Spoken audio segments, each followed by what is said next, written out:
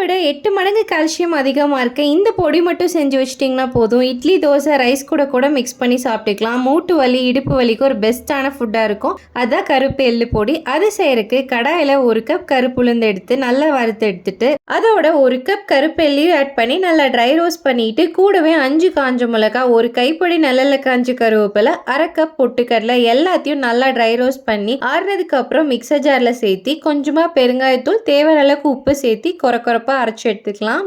எள்ளு பன்னீர் அவல் செய்யறதுக்கு கடாயில் கொஞ்சமாக ஆயில் ஸ்ப்ரே பண்ணி 1 ஸ்பூன் கடுகு, 1 ஸ்பூன் உளுந்து, 1 பச்சை மிளகா, கொஞ்சமாக கருவேப்பிலை, 1 பெரிய வெங்காயம் சேர்த்து நல்லா வணக்கி விட்டுட்டு 2 கப் கட் பண்ணி வச்சிருக்க பன்னீரும் சேர்த்து நல்லா மிக்ஸ் பண்ணிட்டு கூடவே வடிகட்டி வச்சிருக்க அவலையும் சேர்த்து நல்லா கிளறி விட்டுட்டு அதோட 3 ஸ்பூன் எள்ளு பொடியும் சேர்த்து நல்லா கலந்து விட்டுடும். இதுக்கு தேவையான அளவுக்கு உப்பு போட்டுட்டு கூடவே 1 கப் தேங்காய் பூவும் போட்டு நல்லா மிக்ஸ் பண்ணி எடுத்தீங்கன்னா அவல் ரெடி.